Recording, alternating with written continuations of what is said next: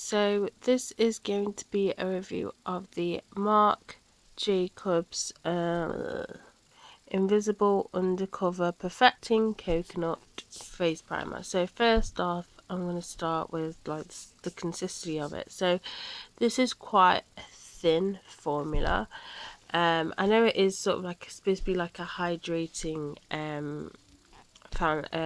hydrating primer that's meant to smooth the skin and makeup maximizer. But yeah, anyway, it is quite liquidy. I would have preferred it if it was a little bit thicker, so it was a little bit more moisturising. It's supposed to contain coconut in it, like every part of a coconut.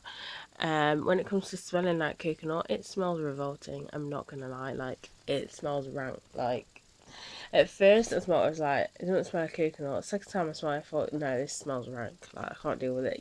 When you have it on your face, you can't smell it. It's just, to be fair, you have to have your nose right in it to smell it. So there's that. So when it comes to application and everything, it applies fine. I find that it is quite moisturising. The only thing I have with it is I have because the reason why I got this was to help with when I wear matte foundations, because some matte foundations just cling on me. Apart from the Clinique Beyond Perfecting foundation, that one is perfect on my skin.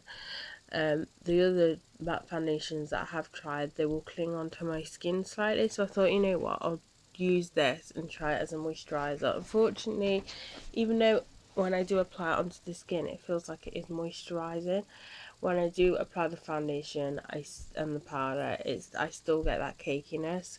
So for me, it just doesn't work for what I wanted it to work for. This was 30, is it 30 quid, 20 quid? I can't remember now. I will say though, it helps stop itchiness, because sometimes there is one foundation that gives me itchiness. Okay, it doesn't help with the clinging, but it does stop it from itching. Like some matte foundations, because they're so drying on my face, so especially my forehead area, it will sometimes make it itch and irritate it. This stops that, but it doesn't stop the foundation from actually clinging onto the dry parts on my face. It does help application with foundations and everything. I wouldn't say it prolonged my foundation as much as my other primer that I do have. Kind of work the same when it comes to lasting of the foundation. But other than that, it's alright. It's just not what I wanted it to work for. Would I say it's worth the money? Probably not. You can pick up primers a lot cheaper than this. You can pick up moisturising primers for a lot cheaper than this. I'm not gonna lie, I brought it mostly as well because of the packaging, because the packaging looks pretty cool. But I mean, it's alright. It just didn't do the job that I actually wanted it to do. So that's it for this review. So bye guys.